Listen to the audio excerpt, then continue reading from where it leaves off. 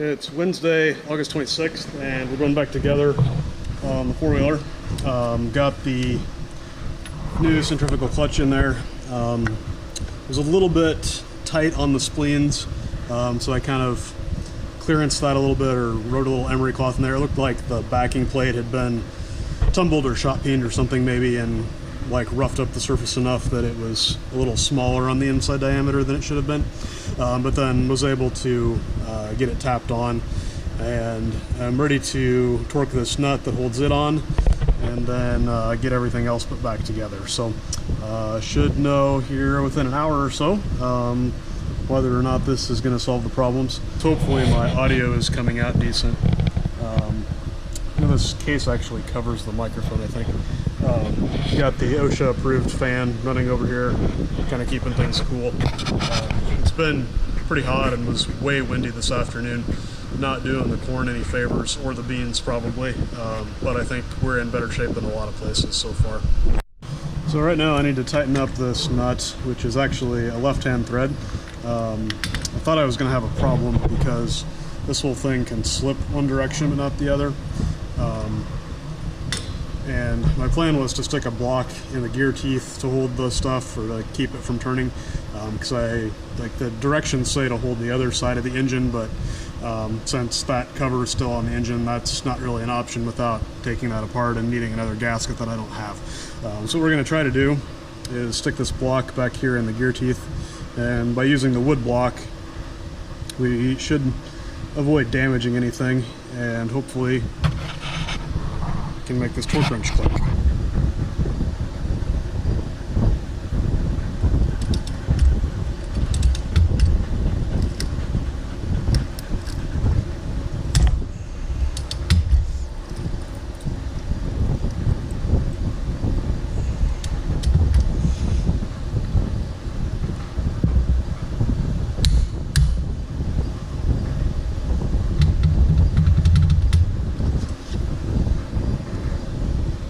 I think we're ready to go back together with the side cover here. I got the new high performance green gasket, and then this is part of the shift clutch, which I think I have to hold from the outside as that goes on.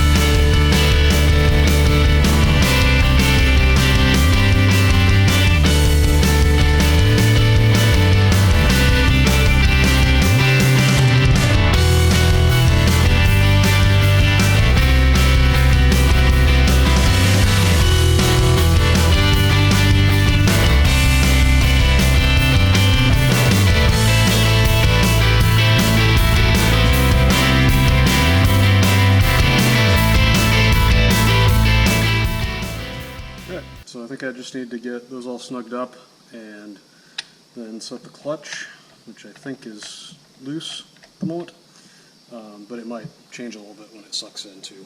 Okay, so we're adjusting the shift clutch now. I've got the jam nut loose, so I got it backed off just to make sure that it doesn't hit anything. And the instructions were to tighten the bolt until you feel resistance, which is about there, and then back it off 1/8 of a turn. So, say about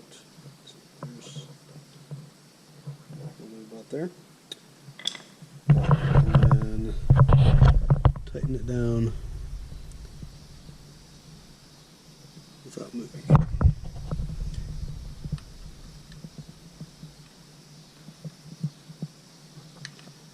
I'm not going to be able to get it very tight with the open end wrench, but I wanted to make sure that it didn't move wholesale before we switch to the socket.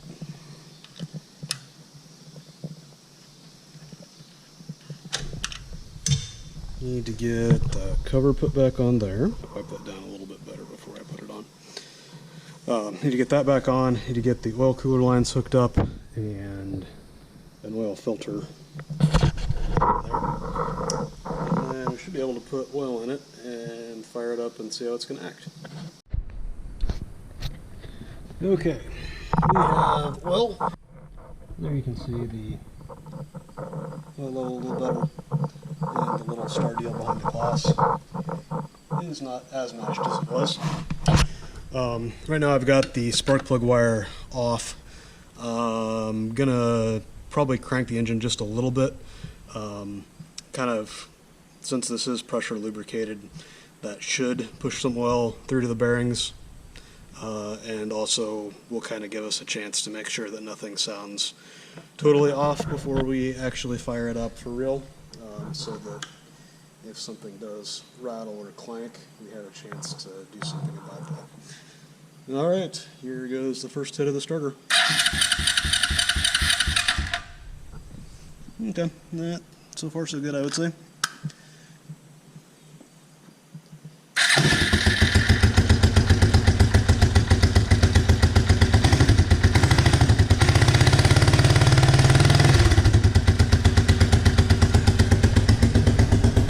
Alright, so we're in neutral right now.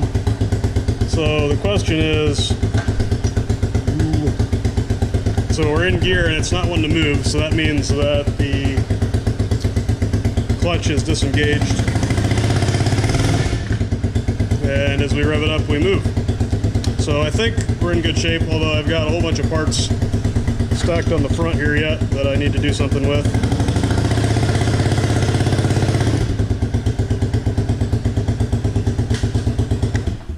Seems promising though. It's about 8:30 now, pitch dark outside. So I think I'm probably going to quit for the time being, because I'm not going to go spray any corn at this point, or weeds on the edge of corn, I should say, tonight. So I think we're going to call it. Mostly I just need to get the plastics back on and the skid plate under the front end. It's Thursday morning, August 27th, and we got the door open on the shed, four-wheeler up here, getting ready to button things up, get the skid plate back under the center section and the plastics on, and going to service the front differential as well. I don't really use four-wheel drive very often, but haven't done anything with that since I've owned the four-wheeler for 4 or 5 years now. So we're going to take a look at that as well. Also noticed when I backed it up here, showing a little bit low on the oil, so it must have pooled in some different spots after the engine ran, so probably going to top that off as well. Then I think probably going to work on lubing the combine as long as it's not getting too hot yet. There was a chance that we were going to get some rain tomorrow, but that doesn't seem very likely now. It looks like they'd taken it out of the last forecast I saw. It's looking like it's going to be a little bit windy to spray in the short term, so hopefully be able to spray some weeds on the edges of the cornfields maybe later this evening. So got the dirt all blown off, or the skid plate off and the dirt all blown off. Before we actually drain the oil, I want to see where the oil level is at previously. So I've just got a wire here bent because I can't really get my finger in the fill hole based on where it's at, and then we'll just pull that out and see how much oil. So it looks like it was a little bit low probably, but the oil looks pretty okay. It's a little bit dark, I think, but not black by any means. Still smells like gear oil, so I think probably everything is healthy. Just time to replace the fluid.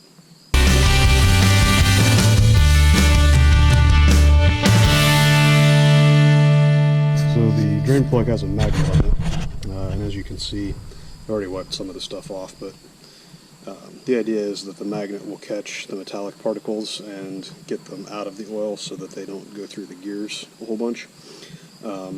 There's a decent amount of metallic stuff there, but it's all just dust. It's not any chunks. So we're just going to wipe that off good and let it drain and fill her back up with oil. Okay, we have upped our game with a piece of scrap anhydrous hose.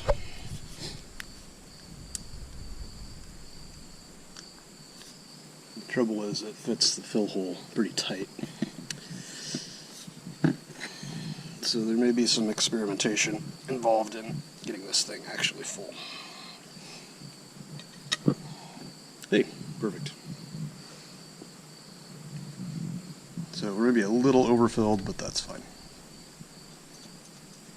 It's not gushing out, it's just dribbling out, which means we're pretty close. Alright, time to put some skid plates back on. Got the four-wheeler out, just kind of running things in a little bit, making sure stuff's working, and so far so good. It had a little trouble starting once I got the plastics all put back on. I'm not sure what that was about, but it seemed to run okay once I got rolling at least, and haven't heard anything clattering and clanging and eating metal pieces in the engine hopefully, so that's good news. Just drove up here. I haven't looked at these beans or really this corn from this area or this angle lately.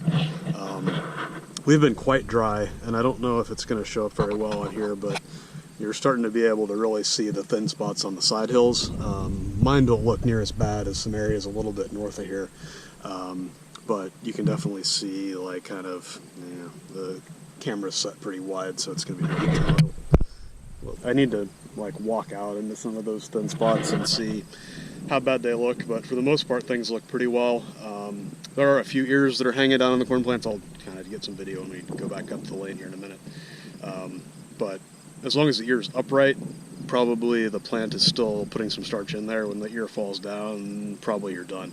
And when I drove down to the farm yesterday, there was a lot of those ears on corn north of here that were leaning down and were quite brown. Things here look relatively green overall so far, but from what Dad said, things have deteriorated a lot in the last few days. And it's supposed to be pretty hot today, fairly hot tomorrow, and then I think we're supposed to get a cold front, but no rain until Monday. Hopefully none of the beans are really starting to change yet. These are a longer season, so they're still very green. But the shorter season ones are still green, so I think that if we can catch some showers at the beginning of next week, that'll be enough to help still, or in time to help still. I haven't really looked at these, and we're just on the end rows right now, so maybe not super representative, but they seem to have quite a few pods. There's still a lot of 1s and 2s, though, which is a little concerning. But it feels like they're starting to fill, so that's good. Some of those are pretty flat. So these are like a 3.9 maturity, I believe, which would be fairly full season for us. Normally don't plant all the same maturity range, just because we don't want them all to be ready to combine at the same time and then have stuff get really dry before we can get it all out of the field. So by kind of having a range of maturities, we can start combining the short maturity ones first, and then hopefully as the other stuff matures, we'll be finished up and ready for it. Look like soybeans, I guess. Not an agronomist. Definitely some insect damage on the leaves, but not an excessive amount, I wouldn't say. We didn't end up spraying any fungicide or insecticide on soybeans this year at all, and I didn't have any treated soybeans either, so totally insecticide free. So right now we're on the east side of that lane, which would have been the left side of the shot that I took here a few minutes ago. This is a fuller season hybrid with quite a bit of ear flex. Right up here on the top of the hill, I think I planted normal population, and then down the sides of the hills I dropped the population a little bit because there's some spots that are pretty eroded and doesn't necessarily, the corn doesn't stand the best if you plant full population. And I've heard with this particular hybrid you can actually, I mean, it'll flex enough that you can do pretty well at a little bit lower population. But you can see there's some ears that are starting to hang over. Actually has some insect damage, which is a little bit odd since this is a Herculex traded corn. But then we also have ones that are still fairly upright. So ones that are upright like this, we can assume are still, you know, putting starch into the kernels. The ones that are hung down like this, probably not doing too much. It might be doing some because we still definitely have pretty green leaves up above, but I guess the ear leaf is not looking real hot. That maybe is the deciding factor because we've pretty much sucked everything out of those lower leaves. I don't know if we might be a little bit nitrogen limited because we are kind of dying in the middle of the leaf there first, it looks like, and the lower leaves are that way too.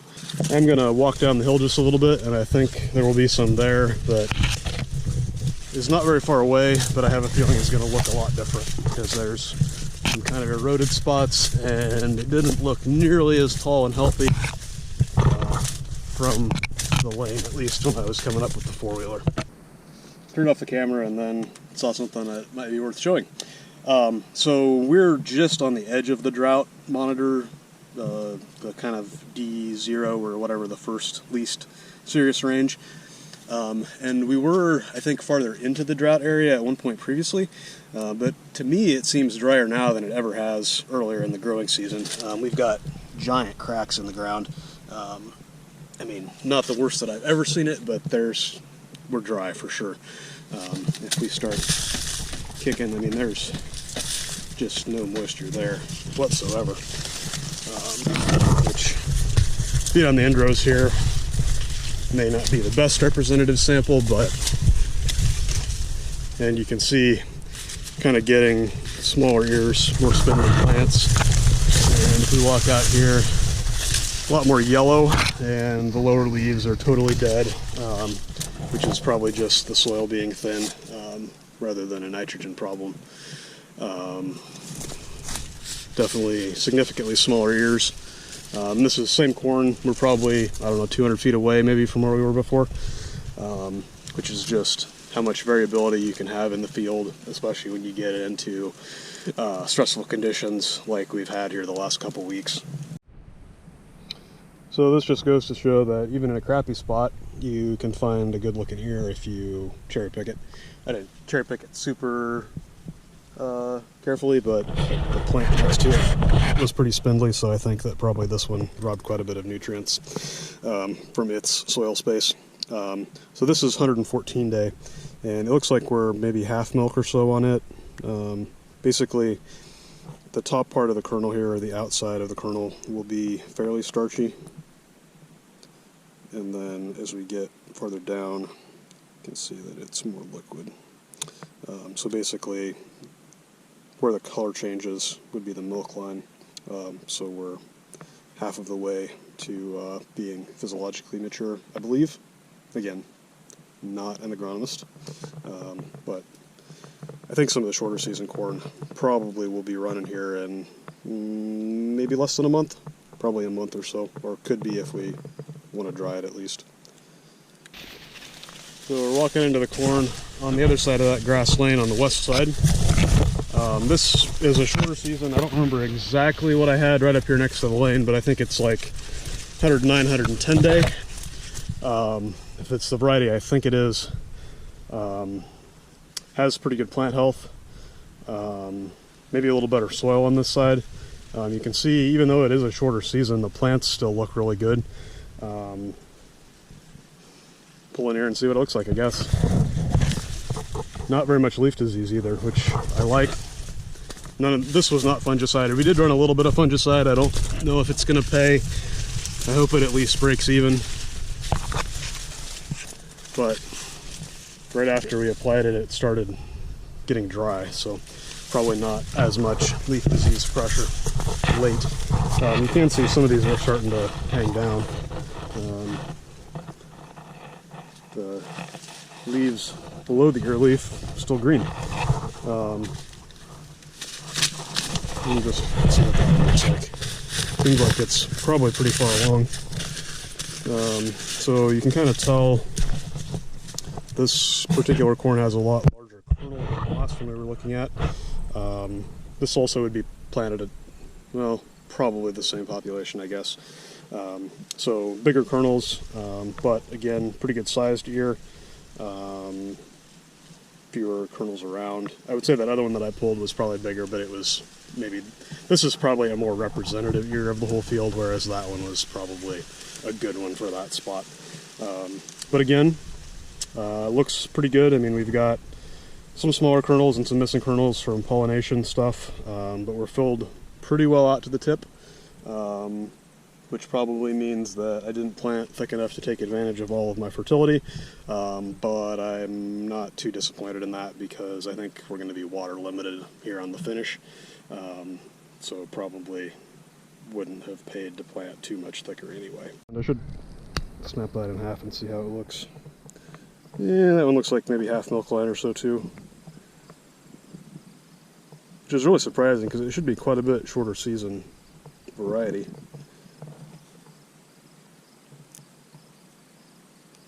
It's definitely a lot harder on that outer part of the kernel than the other one was. You can see it's a lot starchier, but still wet down in there. Hopefully I wasn't off camera. I might have been. It's after lunch now, and I decided the next step on the combine prep is going to be to get the grain platform on here, because I know there's a deal that I need to work on this that I'm not exactly sure how I'm going to fix yet. So went over and got the head, got it hooked up.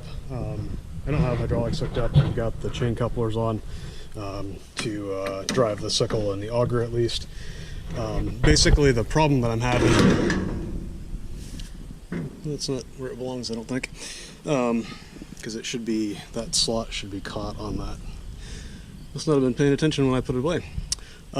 So basically up here underneath, the sickle drive is on this end. It has what they call a wobble box. Has kind of an eccentric thing in the bottom that makes the shaft rotate back and forth. So actually, I don't remember how it works. Anyway, there's this arm with a big weight on it that drives the sickle and oscillates back and forth.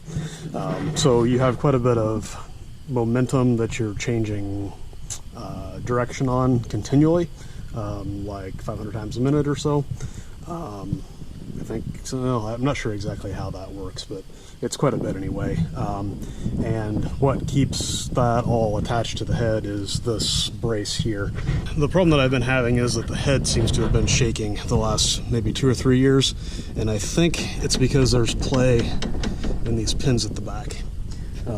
So John Deere will sell you the pins, and they will sell you the whole assembly. Whole assembly, which is this arm and then this weldment, is like, I think the cheap version is $800 and the expensive version is $1,600 or something like that. So we're going to try to do something maybe with the John Deere pins or maybe on our own to kind of try to rebuild some of this stuff and maybe stouten it up a little bit to try to keep it from happening again.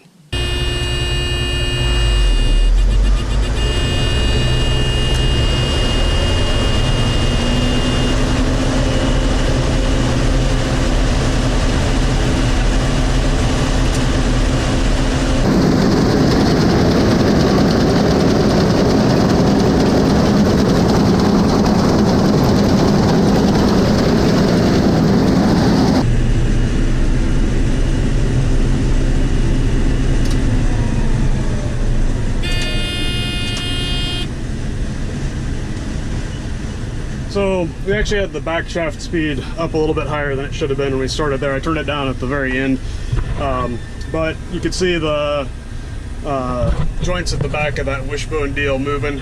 So I think that's the source of my problem. There's also a ball joint deal up at the front end, but I've replaced that maybe 3 years ago.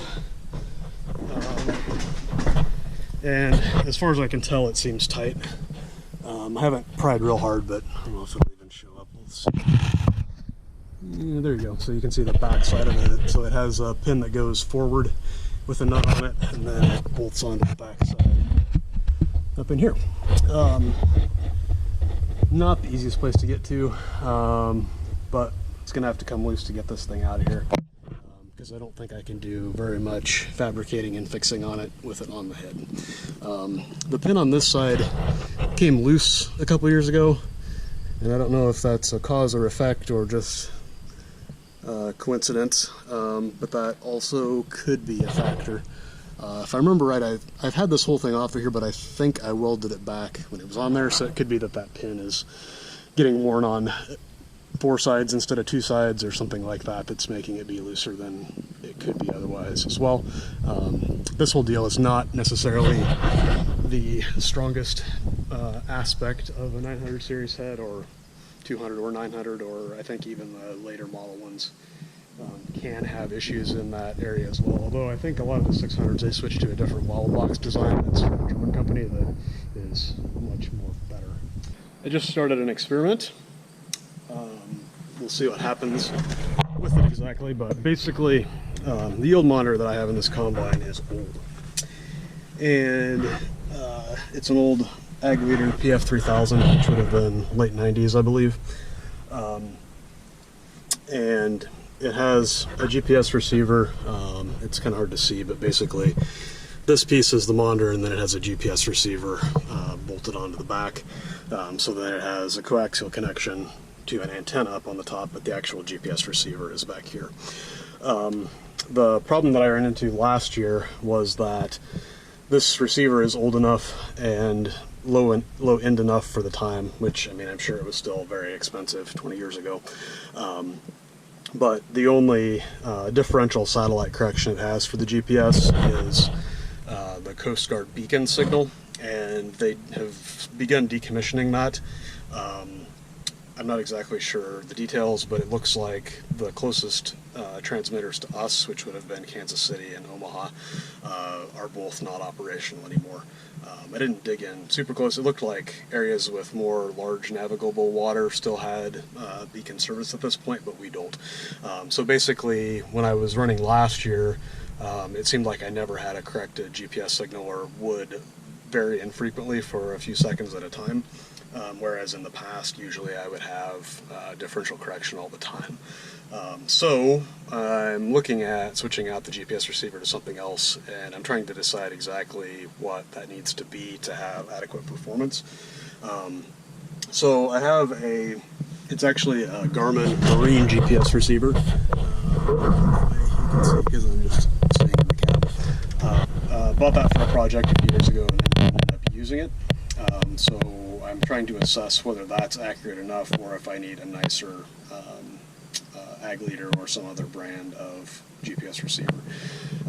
My hope was to hook up to the auxiliary output port on this GPS 3000, which actually, as I understand it, is Trimble hardware inside the box. But as you can see, it's a 15-pin DB or 15-pin connector, whereas normally serial connections are 9-pin. And I have all this stuff to hook up to and I have some contacts that I was going to try to kind of cobble something together, but I can't find a frickin' pinout for that 15-pin connector to be able to tell what the transmit and ground pins are.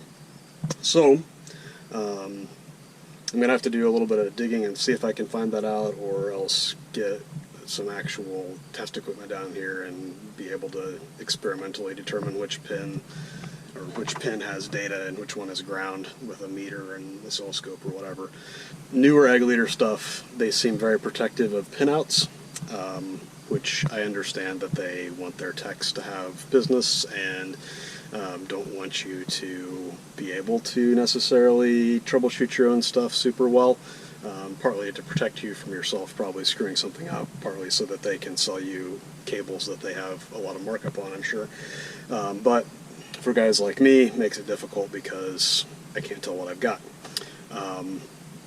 They do actually on some of the older stuff, so the display, I can get the pinout information, but I can't find anything for the GPS receiver. So anyway, since that doesn't work, we're hooked up to Garmin right now, and I was able to find some software. Basically, I can log. I'm logging a couple hours right now. I did a short-term test, and it seemed to work. So a longer chunk, not 24 hours or anything too crazy at this point, and just kind of see what we get back. There are some settings that I can change on that Garmin receiver as well. So there might be some iteration of experimenting with that a little bit. In a lot of cases, as far as accuracy, you have some trade-off of speed versus accuracy. So I think this receiver will do 10 hertz output, which would be 10 position updates per second. However, my monitor will only care about one update per second. So it's turned down to 1 hertz output right now, which should make it more accurate because you have more averaging of the GPS positions for each solution that it spits out. But there are some additional filter settings and stuff like that that you can play with on it as well. But this receiver will use the GPS constellations as well as GLONASS, which is, I believe, the Russian satellites. And then it also will do WAS, Wide Area Augmentation Service, so basically satellite correction, or a correction that comes as a radio signal from the satellites in addition to the normal position data. So it's not super accurate, but it should be accurate enough for the yield monitor as long as the receiver itself is accurate enough compared to a more expensive ag leader. I do have a couple other options potentially that I can use, but would prefer to use this one if it's good enough because those other receivers get used on the other tractors, and I would prefer not to have to mess with switching them back and forth. Plus, this particular monitor doesn't support very high baud rates, which is basically the speed of the digital data, which I think would then make it kind of a pain to switch between one display and the other, because you have to hook up to communicate with the receiver to change the baud rate to the other thing. So anyway, we're about maybe 8 minutes in right now, so we'll see kind of what happens with this over the next hour and a half. Close to 2 hours, I guess, just started. And then kind of see what we get for a positional accuracy. Well, got this into the head pretty well torn apart now. And this rope is currently kind of holding up the weight of the wobble box, because otherwise it was putting a ton of stress on the stainless steel piece there. This is the piece that we need to work on. It didn't look like it was that loose when it was on the machine, but it is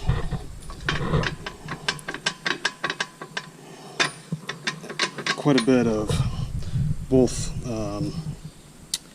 axial play, I think they would call that, as well as some endways slop. So not 100% sure exactly what all we're going to try to do to fix that up. The first step is going to be to try to cut the welds that hold this pin in and get everything apart and see kind of what the inside of these eyes look like on the arm, and then kind of assess what we're going to try to do, I guess.